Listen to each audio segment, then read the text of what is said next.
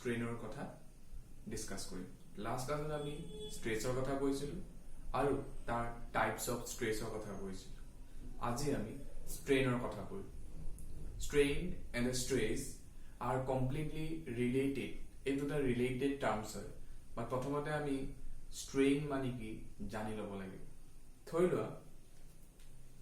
এইটো এটা simple body হয়, এইটো এটা বডি হয়। এই বডিটোক মই ডিফৰ্মিং ফোৰ্স লগাম। এই বডিটোক মই কি লগাম? ডিফৰ্মিং ফোৰ্স লগাম। তো বডিটো যেতিয়া মই ডিফৰ্মিং ফোৰ্স লগাম, বডিটোৰ শেপটো চেঞ্জ হ'ব, হ'বনে নাই? বডিটোৰ শেপটো চেঞ্জ হ'ব। যদি বডিটোৰ শেপ কিবা এটা চেঞ্জ হ'ল, ধৰি লোৱা এইটোৰ লেংথ কলো মই 20 সেন্টিমিটাৰ, এই মাৰ্কাৰটোৰ মই লেংথ কলো 20 সেন্টিমিটাৰ। মই এতিয়া ডিফৰ্মিং ফোৰ্স লগালো বা এক্সটাৰ্নেল ফোৰ্স লগালো। ডিফৰ্মিং ফোৰ্স বা এক্সটাৰ্নেল ফোৰ্স লগালে কি হ'ব? এই 20 সেন্টিমিটাৰ মাৰ্কাৰডাল দীঘল হৈ যাব। যদি মই কনসিডাৰ কৰো এই 20 সেন্টিমিটাৰ মাৰ্কাৰডাল 30 সেন্টিমিটাৰ হৈ গ'ল। তো যদি মই তোমালোকক কওঁ কিমান চেঞ্জ হ'ল, 10 সেন্টিমিটাৰ চেঞ্জ হ'ল। ইনিশিয়ালি প্ৰথমতে মাৰ্কাৰটোৰ লেংথ কিমান আছিল? 20 সেন্টিমিটাৰ হ'ল। যেতিয়া মই ডিফৰ্মিং ফোৰ্স লগালো তেতিয়া ইয়াৰ লেংথটো বাঢ়ি গ'ল, ইনক্ৰিজ হ'ল। কিয় ইনক্ৰিজ হ'ল? কাৰণ মই নিজে এটা ডিফৰ্মিং ফোৰ্স লগাইছো আৰু এই ডিফৰ্মিং ফোৰ্সৰ কাৰণে এই বডিটোৰ লেংথটো চেঞ্জ হৈ গ'ল। মই কলো টোটেল লেংথ হৈ গ'ল 30 সেন্টিমিটাৰ। এটা যদি মই তোমালোকক সুধো কিমান চেঞ্জ হ'ল, তোমালোকে কবা প্ৰথমতে আছিলে 20 সেন্টিমিটাৰ, চাৰে যেতিয়া ডিফৰ্মিং ফোৰ্স লগালে তেতিয়া 30 সেন্টিমিটাৰ হৈ গ'ল। মানে টোটেল চেঞ্জ কিমান হ'ল? 10 সেন্টিমিটাৰ। টোটেল চেঞ্জ কিমান হ'ল? 10 সেন্টিমিটাৰ হ'ল। এতিয়া স্ট্ৰেইনৰ মিনিং সেইটোৱে, যেতিয়া কোনোবা এটা বডি নিজৰ ডাইমেনশন চেঞ্জ কৰে। ডাইমেনশন মানে শেপ, সাইজ, ভলিউম। যদি এইবোৰ আমি ডিফৰ্মিং ফোৰ্স দি পেলাই যদি চেঞ্জ কৰিব পাৰো, যদি বডিটোৰ আমি ডাইমেনশন চেঞ্জ কৰিব পাৰো, তাকে কোৱা হ'ব স্ট্ৰেইন। অকল লেংথ বুলিয়ে নহয় ন, এটা যদি এই মাৰ্কাৰটোত মই ফোৰ্স লগাই পেলাই মই লেংথটো চেঞ্জ কৰিলো, বেলেগ বস্তুৰ বেলেগো চেঞ্জ হ'ব পাৰে, কিছুমানৰ ভলিউমো চেঞ্জ হ'ব পাৰে, হয়নে বাৰু? গতিকে কোনোবা এটা বডিৰ ডাইমেনশন যদি চেঞ্জ হয়, কিহৰ কাৰণে? Because of the deforming force. আৰু সেই ডিফৰ্মিং ফোৰ্সটো কোনে দিব? আমি দিম। আৰু সেই ডিফৰ্মিং ফোৰ্সৰ কাৰণে যদি বডিটোৰ ডাইমেনশন চেঞ্জ হৈ যায়, like length, shape, size, volume, যদি এই গোটেইখিনি যদি চেঞ্জ হৈ যায়, কেনেকুৱাকে? বডিটোৰ কিহৰ কাৰণে? ডিফৰ্মিং ফোৰ্সৰ কাৰণে। তো তাকেই কোৱা হ'ব স্ট্ৰেইন। স্ট্ৰেইন মানে হৈছে change da dimension per unit dimension of the body. মানে অৰিজিনেল যে কিমান আছিলে, মই যদি এই মাৰ্কাৰটোৰ কথা কওঁ, এই মাৰ্কাৰটোত প্ৰথমতে কিমান আছিলে? 20 সেন্টিমিটাৰ। যেতিয়া মই ডিফৰ্মিং ফোৰ্স লগালো তেতিয়া কিমান হৈ গ'ল? 30 সেন্টিমিটাৰ। কিমান চেঞ্জ হ'ল? বডিটোৰ ডাইমেনশন চেঞ্জ হ'ল নে নাই? হ'ল। মই ডিফৰ্মিং ফোৰ্স লগোৱাৰ পিছত এই মাৰ্কাৰডাল 30 সেন্টিমিটাৰ হৈ গ'ল। তো মাৰ্কাৰটো যদি 30 সেন্টিমিটাৰ হৈ যায়, কিমান চেঞ্জ হ'ল? 10 সেন্টিমিটাৰ। কিমান চেঞ্জ হ'ল? 10 সেন্টিমিটাৰ। কাৰ ৰেসপেক্টত চেঞ্জ হ'ল বাৰু? 20 সেন্টিমিটাৰ ৰেসপেক্টত চেঞ্জ হ'ল, হয়নে বাৰু? প্ৰথমতে 20 সেন্টিমিটাৰ মাৰ্কাৰডাল থাকিব লাগিব, তেতিয়াহে মই ডিফৰ্মিং ফোৰ্স লগাই দীঘল কৰিম। তো কাৰ ৰেসপেক্টত চেঞ্জ হ'ব? প্ৰথমতে অৰিজিনেল লেংথৰ ৰেসপেক্টত চেঞ্জ হ'ব। কাৰণ নৰ্মেল বেসিক কথা, আমি যেতিয়া ইয়াৰ 20 সেন্টিমিটাৰ মাৰ্কাৰডাল ইনিশিয়ালি যিমানটো আছিলে, ফোৰ্স লগাই পেলাই মই দীঘল কৰিলো, 10 সেন্টিমিটাৰ বাঢ়িলে, কাৰ ৰেসপেক্টত বাঢ়িলে? 20 সেন্টিমিটাৰ ৰেসপেক্টত বাঢ়িলে, হয়নে বাৰু? 20 সেন্টিমিটাৰ মাৰ্কাৰডাল থাকিলেহে মই ফোৰ্স লগাই 30 সেন্টিমিটাৰ কৰিব পাৰিম। গতিকে ইনক্ৰিজ যে হ'ল, কাৰ পৰা ইনক্ৰিজ হ'ল? 20 সেন্টিমিটাৰ মাৰ্কাৰডালৰ পৰা 10 সেন্টিমিটাৰ ইনক্ৰিজ হ'ল। গতিকে স্ট্ৰেইন যদি ডিফাইন কৰিবলৈ হয়, তো 10 সেন্টিমিটাৰ চেঞ্জ হৈছে, কাৰ ৰেসপেক্টত চেঞ্জ হৈছে বাৰু? 20 সেন্টিমিটাৰ। হলনে? এই 20 মানে কি? এই বডিটোৰ অৰিজিনেল লেংথ। আৰু 10 মানে কি? বডিটোৰ ফোৰ্স লগাৰ পিছত চেঞ্জ হোৱা লেংথ হ'ল। তো স্ট্ৰেইন মানে কি বুজিলা? স্ট্ৰেইন মানে হ'ল change da dimension per unit dimension of the body. মানে শেপ, সাইজ, লেংথ, ভলিউম যিকোনো চেঞ্জ হ'ব পাৰে, সেইকাৰণে মই ডাইমেনশন বুলি লিখিলো। বাট সেই যে ডাইমেনশন বা সেই লেংথটো বা সেই ভলিউমটো যে চেঞ্জ হৈছে কাৰোবাৰ ৰেসপেক্টত চেঞ্জ হ'ব লাগিব আৰু সেই ৰেসপেক্টটো হ'ব অৰিজিনেল ডাইমেনশন অৰিজিনেলি যিমান আছিল তাৰ ৰেসপেক্টতে চেঞ্জ হ'ব ন হয়নে বাৰু এটা প্ৰথমতে 20 সেন্টিমিটাৰ মাৰ্কাৰডাল যে 30 সেন্টিমিটাৰ মই কৰো মই 30 সেন্টিমিটাৰ যে হ'ল কাৰ ৰেসপেক্টত হ'ল বাৰু 20 সেন্টিমিটাৰ কাৰণে হোৱা নাই জানো 20 সেন্টিমিটাৰ মাৰ্কাৰ থকা কাৰণে তো মই 20 সেন্টিমিটাৰ বা 30 সেন্টিমিটাৰ কৰিব পাৰিছো গতিকে সেই 20 সেন্টিমিটাৰ যে ৰেসপেক্টত মই 10 সেন্টিমিটাৰ বহাব পাৰিছো গতিকে চেঞ্জ ইন ডাইমেনশন কিমান চেঞ্জ হ'ল 10 সেন্টিমিটাৰ কাৰ ৰেসপেক্টত চেঞ্জ হ'ব অৰিজিনেল লেংথতকে তাকেই কোৱা হ'ব ষ্ট্ৰেইট এতিয়া সিমিলি যেনেকৈ স্ট্ৰেছৰ যেনেকৈ তিনটা টাইপছ আছে ষ্ট্ৰেইনৰ তিনটা টাইপছ আছে the first types number 1 বা প্ৰথম টাইপটো হৈছে লিনিয়াৰ বা লংগিটুডিনেল ষ্ট্ৰেইট মই তোমালোকক এতিয়াই এইটো কথা মই অলৰেডি পঢ়াই দিলো এটা এটা ৰিজিড বডি নহয় ৰিজিড বডি মানে যাৰ বডি কেতিয়াও ফোৰ্স লগোৱাৰ পিছতো বডিটো সাইজ বা শেপ চেঞ্জ নহয় ঠিক আছে এইটো ৰিজিড বডি নহয় নৰ্মেল বডি এটা তো যেতিয়া বডিটো মই ফোৰ্স লগালো লেংথটো চেঞ্জ হ'ল কিমান লেংথটো চেঞ্জ হ'ল 10 সেন্টিমিটাৰ প্ৰথমতে ইয়াৰ লেংথ আছিল 20 সেন্টিমিটাৰ এতিয়া মই ডিফৰ্মিং ফোৰ্স লগাই মই কি কৰিলো 30 সেন্টিমিটাৰ কৰিলো কিমান চেঞ্জ হ'ল 10 সেন্টিমিটাৰ চেঞ্জ হ'ল কাৰ ৰেসপেক্টত চেঞ্জ হ'ব অৰিজিনেল লেংথৰ ৰেসপেক্টত চেঞ্জ হ'ব আৰু লিনিয়াৰ বা লংগিটুডিনেল কেলে কলো কাৰণ চোৱা যদি মই ফোৰ্সটো লগাম তো বেসিক্যালি কেনেকৈ যাব বাৰু দীঘল কেনেকৈ হ'ব লিনিয়াৰলি হ'ব নে চাবচোন সিধা সিধি হ'ব নে এইফালে যদি মই ফোৰ্স লগাই দীঘল কৰো তো কেনেকৈ চেঞ্জ হ'ব বাৰু হয় না কেনেকৈ চেঞ্জ হ'ব এইটো তো এইটো হ'ব লিনিয়াৰ চেঞ্জ বা লংগিটুডিনেল ষ্ট্ৰেইট চোৱা এইটো বডি চোৱা প্ৰথমতে এইটো নৰ্মেল অৰিজিনেলি বডি এইটো আছিলে তো ইয়াৰ লেংথ n আছিলে মই কিমান কনসিডাৰ কৰিলো l লেংথ আছিলে এতিয়া মই ডিফৰ্মিং ফোৰ্স লগালো কিমান লগালো ডিফৰ্মিং ফোৰ্স f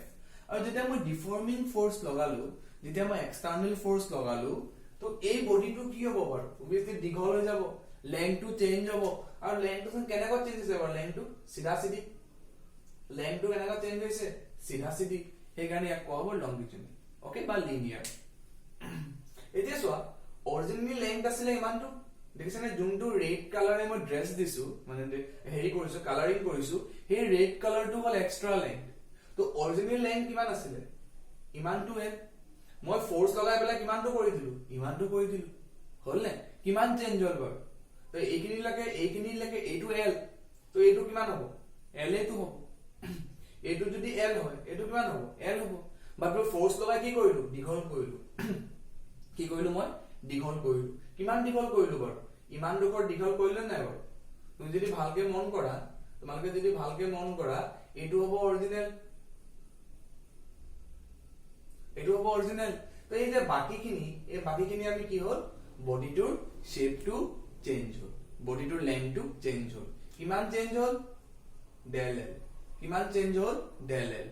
টোটাল লেংথ কিমান হ'ব এইখিনি পৰা এইখিনিলৈকে l আৰু কিমান চেঞ্জ হ'ল ফোৰ্স লগোৱাৰ পিছত del l এই টোটাল লেংথ কিমান হ'ব যদি কয় উঠে তোমাক l plus del l okay এতিয়া কিমান চেঞ্জ হ'ল del l কাৰ ৰেসপেক্টত চেঞ্জ হ'ব বাৰু অৰিজিনেল লেংথ ৰেসপেক্টতে চেঞ্জ হ'ব নহলে চেঞ্জ হ'ব জানো চেঞ্জটো নহয় অৰিজিনেল লেংথৰ ৰেসপেক্টতে চেঞ্জ হ'ব গতিকে অৰিজিনেল লেংথ কিমান l তো এইটো গতিকে লিনিয়াৰ বা লংগিটুডিনেল ষ্ট্ৰেইনৰ ডেফিনিশন কি change in length divided by original length original লেংথৰ ৰেসপেক্টতে আমি কি কৰিব পাৰিম দীঘল কৰিব পাৰিম যদি ইয়াৰ আমি লেংথ নাজানো তো কেনেকৈ আমি এক লেংথটো বহাই পেলাই ক'ব পাৰিম যে কিমান চেঞ্জ হ'ল তো অৰিজিনেল লেংথটো আমি জানিব লাগিব তেতিয়াহে আমি তাৰ লেংথটো কিমান চেঞ্জ হ'ল ক'ব পাৰিম গতিকে চেঞ্জ ইন লেংথ আপন অৰিজিনেল লেংথৰ যদি আমি ৰেশিওটো কওঁ তো সেই ৰেশিওটো হৈছে লিনিয়াৰ বা longitudinal strain this is the type 1 the next is a type 2 that is volume strain মানে কি যে নামটোতে গম পায় ভলিউম লিকুইড হয় ফ্লুইড হয় তো ফ্লুইড মই কি কৰো লাষ্ট টাইমটো মই কৈছিলো যেতিয়া ফ্লুইড হয় এটা বল বা এটা সার্কুলার বা যিকোনো এটা বস্তু ঘুমাই দিলা তো মই লাষ্ট টাইমো কৈছিলো যে সেই বলটোত সব সমান পৰিমাণে ফোৰ্স লাগিব এই বলটোত কি হ'ব সব সমান পৰিমাণে ফোৰ্স লাগিব মানে প্ৰেসাৰ ওকে এই বলটোত সমান পৰিমাণে কি হ'ব প্ৰেসাৰ এই বলটোত সমান পৰিমাণে প্ৰেছাৰ দিব কোনে দিব বাৰু ফ্লুইডে দিব লিকুইডে দিব এই লিকুইডে যে প্ৰেছাৰটো দিব কাক দিব এই বলটোক দিব এই বলটো তেতিয়া কি হৈ যাব আগত যদি এই বলটো 1 লিটাৰ পানী জুৰিছিলে এতিয়া যদি প্ৰথমতে যদি সেই বলটো 1 লিটাৰ পানী জুৰিছিলে তেতিয়া সেই বলটো আমি পানীৰ ভিতৰত দি দিও তেতিয়া পানীয়ে আমাক লিকুইডে কি দিব প্ৰেছাৰ দিব এই প্ৰেছাৰৰ কাৰণে কি হৈ যাব বাৰু এই বলটোৰ সাইজটো ৰিডিউস হৈ যাব এই বলটোৰ সাইজটো ৰিডিউসেস হৈ যাব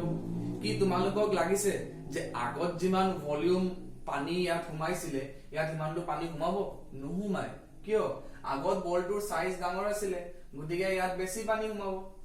হয়নে এতিয়া তোমালোকে প্ৰেছাৰ দি পেলাই কি কৰিলা বাৰু পানীয়ে প্ৰেছাৰ দি পেলাই কি কৰিলে বলটো সৰু কৰি দিলে কি হ'ব পানী কম হ'ব মানে ভলিউম কম হ'ব প্ৰথমতে আছিলে কিমান ধৰিলা প্ৰথমতে আছিলে 1 লিটাৰ জুৰে প্ৰথমতে বলটোৰ ভিতৰত কিমান পানী জুৰিব 1 লিটাৰ বাট পানীয়ে ফোৰ্স দিয়াৰ পিছত বলটো সৰু হৈ গ'ল এতিয়াটো অবিয়াসলি কম জুৰিব মই যদি কওঁ কিমান জুৰিব ধৰিলা 0.5 লিটাৰ জুৰিছে আগত 1 লিটাৰ জুৰিছিলে এতিয়া 0.5 লিটাৰ জুৰিব কিমান ভলিউম চেঞ্জ হ'ল বাৰু প্ৰথমতে 1 লিটাৰ এতিয়া কিমান হৈ গ'ল 0.5 কিমান চেঞ্জ হ'ল বাৰু ভলিউমৰ কিমান চেঞ্জ হ'ল প্ৰথমতে যেতিয়া পানী মানে পানীৰ ভিতৰত নিদিয়াৰ আগত প্ৰথমতে বলটোৰ ভিতৰত পানীৰ এমাউন্টত পানী জুৰিব 1 লিটাৰ বাট যেতিয়া পানীৰ ভিতৰত দি দিছো 0.5 লিটাৰ হৈ গৈছে মানে কেলে বাৰু বিকজ পানীয়ে প্ৰেছাৰ দিব এই প্ৰেছাৰৰ কাৰণে বলটো সৰু হৈ যাব আৰু সৰু হৈ যোৱাৰ কাৰণে কি হ'ব বলটো সৰু হৈ যোৱাৰ কাৰণে কি হ'ব ইয়াৰ ভলিউমৰ এমাউন্টটো কমি যাব গতি কিমান চেঞ্জ হ'ল বাৰু ভলিউম কিমান চেঞ্জ হ'ল যদি মই বুধো ভলিউম কিমান চেঞ্জ হ'ল বাৰু 0.5 লিটাৰ চেঞ্জ হ'ল ভলিউম কিমান চেঞ্জ হ'ল 0.5 লিটাৰ চেঞ্জ হ'ল আগত 1 লিটাৰ আছিল এটা 0.5 লিটাৰ হৈ গ'ল আগত 1 লিটাৰ পানী জুৰিছিল এটা 0.5 লিটাৰ পানী জুৰিছে মানে কিমান চেঞ্জ হ'ল তেন্তে 0.5 লিটাৰ চেঞ্জ হ'ল কাৰ ৰেসপেক্টত চেঞ্জ হ'ব অবিয়াসলি অৰিজিনাল লাইন জানিব লাগিব তেতিয়া আমি চেঞ্জটো লাভ পাৰিম যদি মই অৰিজিনাল লাইনটো গমেই নাপাওঁ যদি মই কাৰোবাক কওঁ তোমালোকৰে যদি মই কাৰোবাক কওঁ কাৰোবাৰ কেজি আছিল 50 কেজি এটা যদি 60 কেজি হৈছে চেঞ্জ কিমান হ'ল তোমালোকে অৰিজিনাল লাইনটো জানিব লাগিব বা অৰিজিনাল ওয়েটটো জানিব লাগিব তেতিয়াহে তুমি ক'ব পাৰিবা হয়নে বাৰু গতিকে যদি তুমি অৰিজিনাল ওয়েটটো যদি নেজানাই যদি মই সুধো তোমাৰ ওয়েট কিমান চেঞ্জ হ'ল তুমি ক'ব নোৱাৰিবা আগত 50 আছে নে 60 আছে তুমি যদি নেজানাই গতিকে তুমি কেনেকৈ গম পাবা তোমাৰ কিমান চেঞ্জ হৈছে গতিকে ইয়াত যে ভলিউম চেঞ্জ হৈছে কাৰ ৰেসপেক্টত চেঞ্জ হ'ব তুমি অৰিজিনালি গম পাব লাগিব তেতিয়া তুমি ক'ব পাৰিবা যে ভলিউমটো ইমান চেঞ্জ হৈছে বুলি গতিকে ডিভাইডেড বাই অৰিজিনাল ভলিউম কিমান আছিল 1 লিটাৰ তো आंसर কিমান আহিব লিটাৰ লিটাৰ কেনসেল কিমান হ'ব 0.5 এটা কথা গম পোৱা নাই স্ট্ৰেছৰ ইউনিট থাকে স্ট্ৰেইনৰ ইউনিট নাথাকে বাট হাউ কেনেকৈ বহুত simple what is the meaning of change in length হক না হক ইউনিটটো কি থাকিব ন ধৰিলো প্ৰথমে তুমি 20 সেমি আছিল 30 সেমি হৈ গ'ল লেন্থটো কিমান থাকিলে চেঞ্জ কিমান হ'ল 10 সেমি অৰিজিনাল লেন্থটো কিমান আছে 20 সেমি সোয়াসুন সেন্টিমিটার ক্যান্সেল ইউনিট থাকিলে জানো না থাকিলে ইউনিট আছে জানো নাই যদি স্ট্রেন অর ইউনিট না থাকে সিমিলারলি যদি ভলিউমৰ চাও ভলিউমৰ এল ক্যান্সেল হৈ গ'ল তো কি থাকিলে একো না থাকিলে তো কি থাকিলে আবার নিউমেৰিকেল ভ্যালু থাকিলে গতিকে স্ট্ৰেনৰ কেতিয়াও ভলিউম সৰি ইউনিট না থাকে the last one is the shearing strain মই লাস্ট টাইমও কৈছিলো shearing strain কি হয় অলপ মন কৰিবা এই বডিটো এই প্লেন সাৰফেসৰ লগত আছে এটো বডি প্লেন সাৰফেসৰ লগত আছে আৰু শেয়াৰিং স্ট্ৰেট বা টেনজেনশিয়াল স্ট্ৰেস মানে কি আছিল যেতিয়া এই বডিটো এনেকৈ আছে সো এই বডিটো কি আছে এটো হল সারফেস আৰু এই সাৰফেসৰ লগত কি আছে ধুনিয়াকে আছে এই সাৰফেসৰ প্যাৰালেলি মই কি লগাম এটা টেনজেনশিয়ালি ফোর্স লগাম কেনেকৈ লগাম টেনজেনশিয়ালি ফোর্স লগাম হল যেতিয়া মই টেনজেনশিয়ালি ফোর্স লগাম তো এই বডিটো কি হ'ব বাৰু সোয়াদে এটা বস্তু মতে কিবা এইটো এন্ড সদায় ফিক্স থাকিব এই এন্ডটো সদায় ফিক্স থাকিব আৰু এই এন্ডটো যে এনেকৈ আছে দেখিছানে হাতৰ মোৰ আঙুলিটো এনেকৈ থৈছো প্লেনটো এই প্লেনৰ প্যাৰালেলি মই ফোৰ্স লগালো এই প্যাৰালেলি ফোর্স লগালে কি হৈ যাব এই বডিটো কি হৈ যাব চেঞ্জ হৈ যাব বডিটো কি হৈ যাব চেঞ্জ হৈ যাব দেখিছানে বাৰু এতিয়া এই বডিটো প্ৰথমতে এনেকৈ আছিল এই বডিটোক সব মই ফোৰ্স দিলো আৰু ফোৰ্স দিলে জানো বডিটো কি হ'ব বাৰু চেঞ্জ হ'ল না বাৰু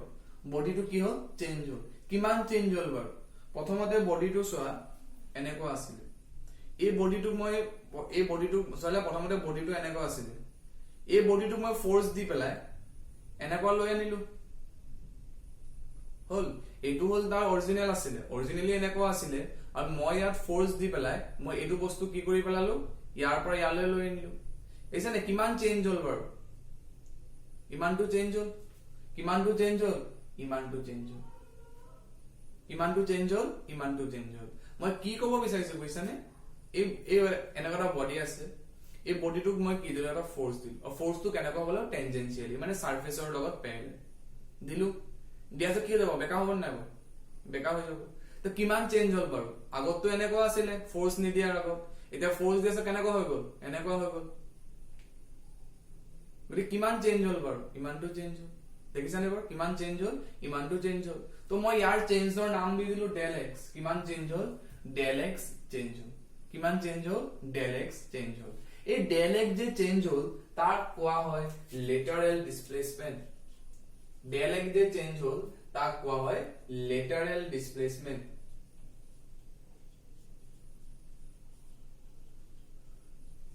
ওকে এই যে ডেল এক্স যে চেঞ্জ হল এটো হল lateral displacement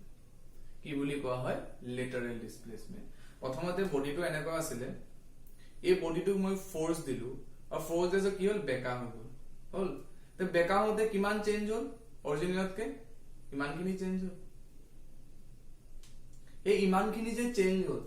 Dell x divided বাই এ বেস মানে সোয়া এটো দেখিছেন এই বেস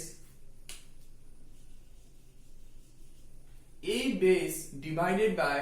এই বেসৰ পৰা কিমান দূৰত্বত আছে কিমান ডিসটেন্সত আছে বাৰু ওকে এটো বেস হয় তো এই বেসটোৰ পৰা ইয়াৰ লৈ ডিসটেন্স কিমান হ'ব বাৰু কিমান হ'ব এল এ তো হ'ব এইখিনি যদি এল ধৰা তো এটোনো কিমান হ'ব এল নহব জানো হবনে নাই বাৰু এল এ হ'ব মই কি কলো শেয়াৰিং স্ট্ৰেস মানে কি প্ৰথমতে বডিটো এনেকুৱা আছিল মই ফোৰ্স দিলো বেকা হৈ গল বেকা হৈ যেতে মানে অৰিজিনালি এনেকুৱা আছিল অৰিজিনালি কেনেকুৱা আছিল এনেকুৱা আছিল অৰিজিনালি এনেকুৱা আছিল ফোৰ্স দি পেলাই মই বেকা কৰি দিলো কিমান চেঞ্জ হল ইমানটো চেঞ্জ হল নে নাই বাৰু ইমানটো চেঞ্জ দেখিছা তোমালোকে ইমানটো চেঞ্জ দেখিছা এটো হ'ব লেটাৰেল ডিসপ্লেসমেন্ট তাক কোৱা হ'ব ডেল এক্স ধৰা 3 ধৰা ধৰিব পাৰে নো প্ৰবলেম বাট যিমানখিনি চেঞ্জ হল এটো হৈছে তোমালোকৰ ডেল এক্স ওকে লিখিলো মই del X The shearing stress মানে কি হল lateral displacement divided by বেসৰ পৰা কিমান লেংথ আছে বেসৰ পৰা ইয়ালৈ কিমান লেংথ আছে বেস কোনটো হ'ব বাৰু এটো বেস হ'ব আৰু এই বেসৰ পৰা এটোৰ লেংথ কিমান হ'ব এল এটো হ'ব ন এই বেসৰ পৰা ইয়াৰ পৰা ইয়ালৈকে কিমান লেংথ হ'ব বা তোমালোকে যদি এটোৱে চোৱা অৰিজিনালি ইয়াৰ পৰা ইয়ালৈকে লেংথ কিমান এল তুমিটো বডিটো সৰু কৰি দিয়া নাই নহয় তুমি বডিটো জাস্ট কি কৰিলা ডিসপ্লেসে কৰিছা তুমি বডিটো চেঞ্জ কৰি দিয়া নাই বস্তুটো বডিটো ধৰি পেলা কাম সৰু কৰি দিয়া নাই তুমি বডিটো জাস্ট কি কৰিলা ফোৰ্স দিতে বডিটো মানে বডিটো বেকাহে কৰিলা মানে অলপ এফালে লৈ গলা তুমি তো এফালে তোমাৰ বডিটো চেঞ্জ হলে কিমান ডেল এক্স ডিভাইডেড বাই বেসৰ পৰা কিমান লেংথ আছে বেস এটোক বুজাব তো বেসৰ পৰা কিমান লেংথত আছে কিমান ডিসটেন্সত আছে এটো যদি এল হয় তো এটোটো এল এ হ'ব তো ডিভাইডেড বাই এল ওকে ইয়াত আৰু এটা ফৰ্মেশনত লিখে with a form of angle obviously angle টা ডেভেলপ হ'বই প্ৰথমতে এনেকুৱা আছিল হল মই ফোৰ্স দিলো ফোৰ্স এ বেকা হৈ পেলাই এনেকুৱা আহিলে কিন্তু সোয়াছৰ মাজত এটা এংগল আহিলে নাই বাৰু মাজত এটা কোণ আহিলে নাই বাৰু দেখিছানে বাৰু এই মাজত এটো কি আহিলে কোণ আহিলে এটা এংগল আহিলে এই এংগলটো কিমান হ'ব বাৰু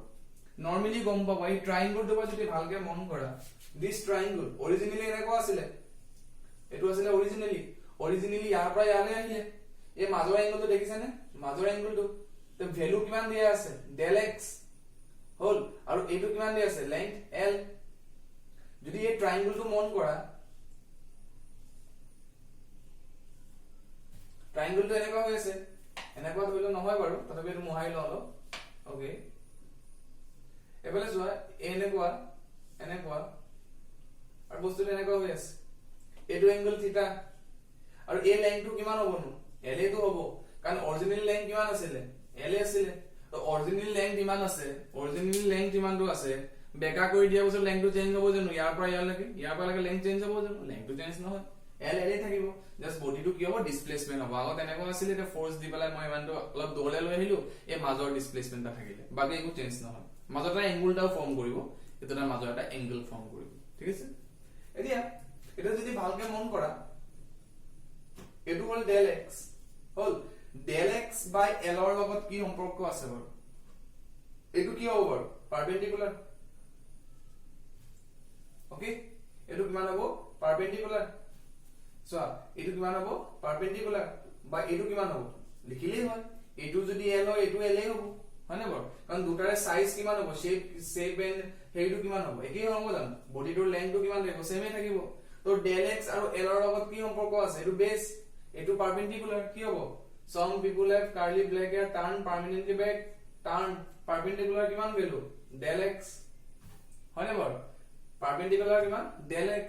upon base কিমান l তো del x upon l ৰ জাগাত মই কি লিখিব পাৰো tan theta del x upon l ৰ জাগাত মই কি লিখিব পাৰিম tan theta লিখিব পাৰিম বুজি পাইছে নে del x upon l ৰ জাগাত মই কি লিখিব পাৰিম tan theta লিখিব পাৰিম কাৰণ obviously প্ৰথমতে বডিটো এনেকুৱা আছিল ইয়াৰ লেংথ l আছিল আৰু এইটো বডিয়ে গৈ পেলাই কি হৈ গল চেঞ্জ হৈ গল অৰিজিনালি সিধা আছিল তুমি ফোর্স দিয়াছত কি হৈ গল বেকা হৈ গল কিমান বেকা হল মই কলো ডেল এক্স একে কোৱা হয় লেটাৰেল ডিসপ্লেসমেন্ট কাৰ লেংথৰ চেঞ্জ হল বাৰু বা কাৰ লেংথ বুলি নহয় আৰু ধৰিলোৱা বেছৰ পৰা কিমান দূৰত আছে বাৰু বেছৰ পৰা এল লেংথৰ দূৰতে আছে ইয়াৰ লেংথটো কিমান হ'ব চেঞ্জ হ'ব জানো লেংথটো চেঞ্জ নহয় এটা যদি আৰু এইটো মাজৰ এংগলটো কিমান থিটা দেখিছাই এইটো ফোৰ্স দি পেলা বেকা কৰিলা আৰু এই দুটা মাজৰ এটা এংগল থাকিলে ইট ইজ কল্ড থিটা তো কিমান হ'ব থিটা হলে এই যদি থিটা হয় কি লগাবা tan theta is equal to কি perpendicular upon base তো perpendicular কি হ'ব del x আর base কি l খতম এন্ড এটো হাইপোটেনিউজ হৈ যাব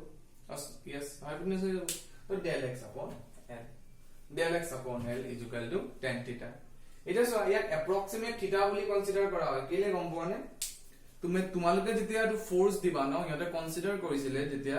যেতিয়া তোমালোকে এটো ফোর্স দিবা স্মল এমাউন্ট অফ ডিসপ্লেসমেন্ট হ'ব বেছি নহয় অলপ দুখৰ ডিসপ্লেসমেন্ট হ'ব তুমি যেতিয়া ফোৰ্স দিবা ন তো অলপ মানেহে ডিসপ্লেসমেন্ট হ'ব ধৰিলা খুব বেছি ইমান টুমান ডিসপ্লেসমেন্ট হ'ব আৰু যেতিয়া স্মল এমাউন্ট অফ ডিসপ্লেসমেন্ট হয় ন তেতিয়া আমি tan থিটা টো থিটা বুলিও লিখিব পাৰিম তেতিয়া তাক আমি tan থিটা টো থিটা বুলিও লিখিব পাৰিম কেতিয়া লিখিব পাৰিম যেতিয়া ডিসপ্লেসমেন্ট বহুত পৰিমাণে কম হয় আৰু আসলে এইটো ক্ষেত্ৰত ডিসপ্লেসমেন্ট কম হ'ব বুলি কনসিডাৰ কৰিছিল প্ৰথমতে এটোটা বডি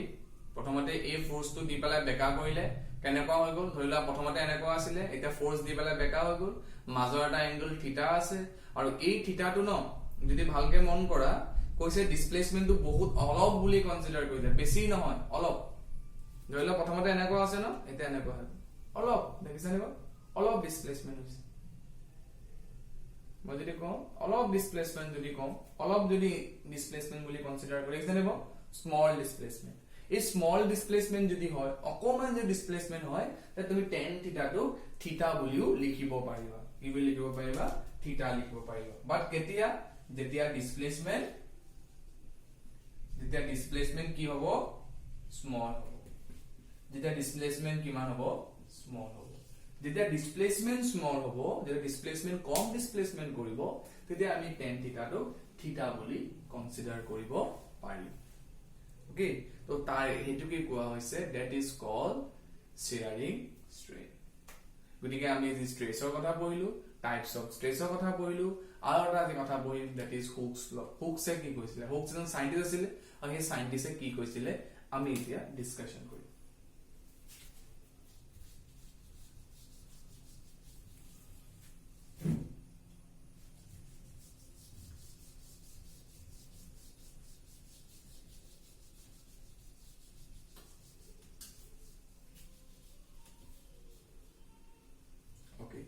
Next, আমি discussion কৰিম Hooke's law.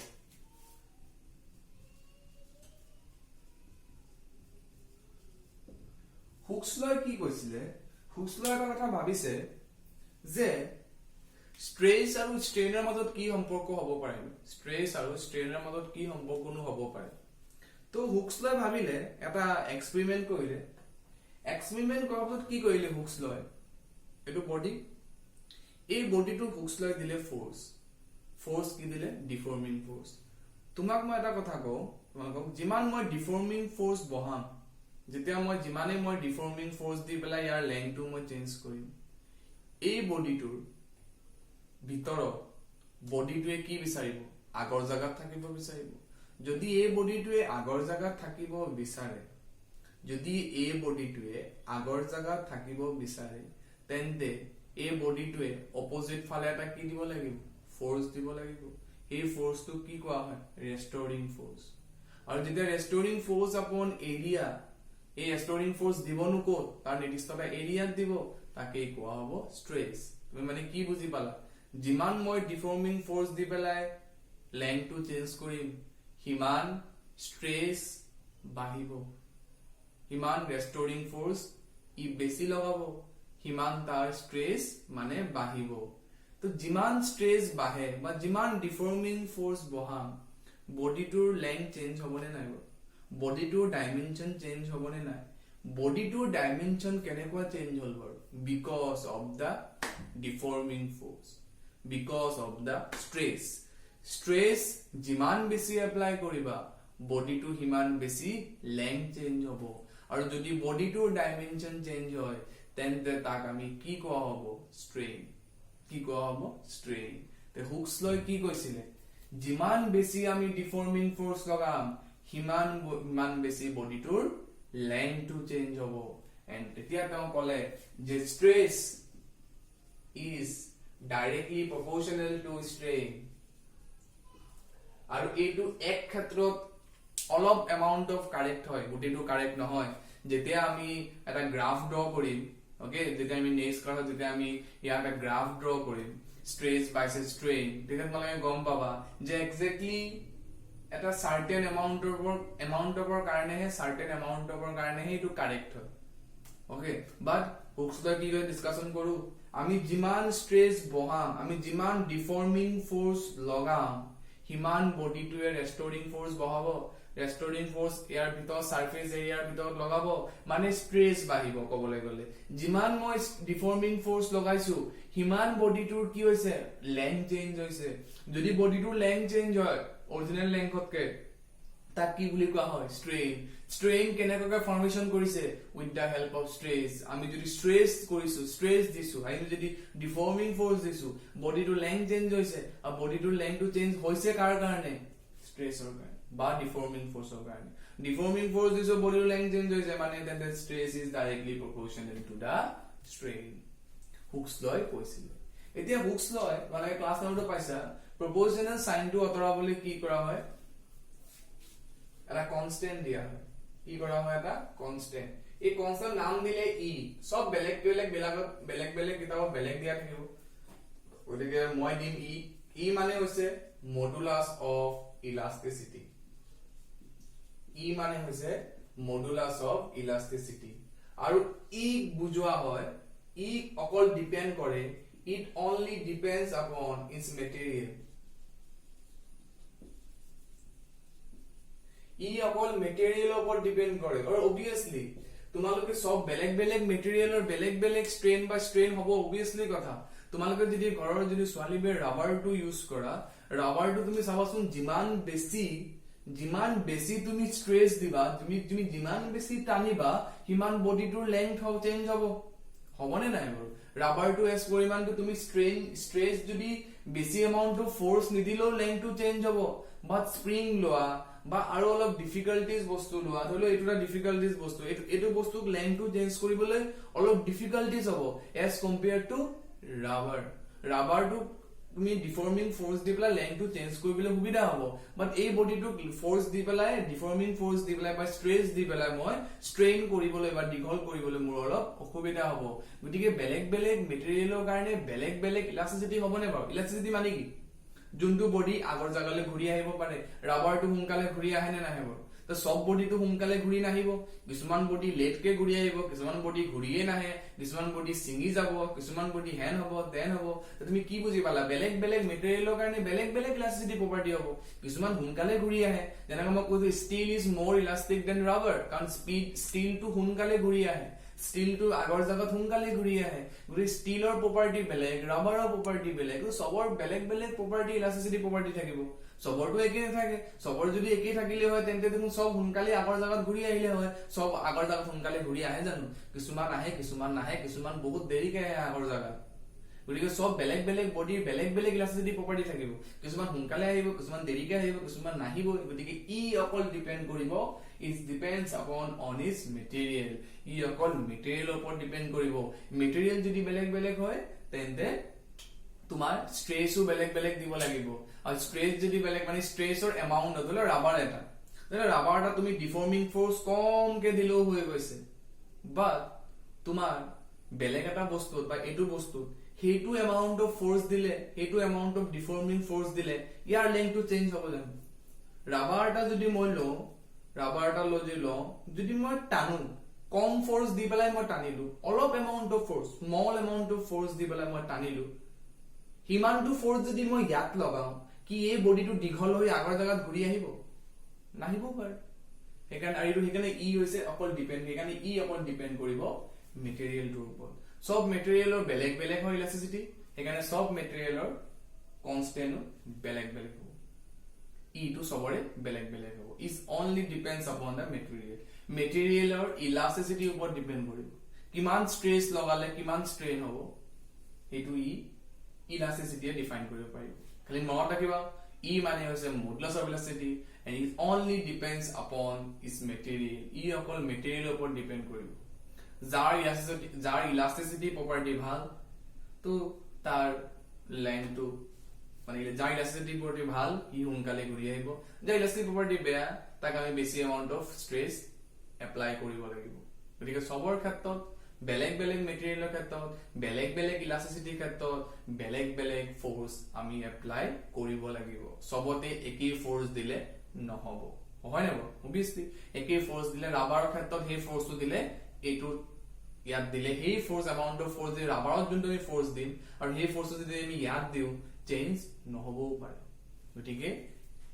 It's only depends upon it's material এটো বহুত বাৰ কোৱেশ্চন সুধিছে গতিকে ভালকে মডুলাছ অফ ইলাষ্টিচিটি অকল কাৰ ওপৰত ডিপেন্ড কৰিব মেটেৰিয়েলৰ ওপৰত মেটেৰিয়েলৰ ইলাষ্টিচিটি প্ৰপাৰ্টি কিমান কোন বেছি সোনকালে ঘূৰি আহে তাৰ ওপৰত ডিপেন্ড কৰিব এটো হল হুকস ল কি কৈছিলে অ্যাকৰ্ডিং টু হুকস ল stress is directly proportional to the strain যিমান ফোর্স বহাবা হিমান স্ট্রেস বাঢ়িব আৰু হিমান পৰিমাণে তোমাৰ লেংথ চেঞ্জ হ'ব বা ডাইমেনশন চেঞ্জ হ'ব that is according to the Hooke's law গতিকে আজি আমি কি পঢ়িলো টাইপস অফ স্ট্ৰেইনৰ কথা পঢ়িলো টাইপস অফ স্ট্ৰেইনৰ কথা পঢ়িলো আৰু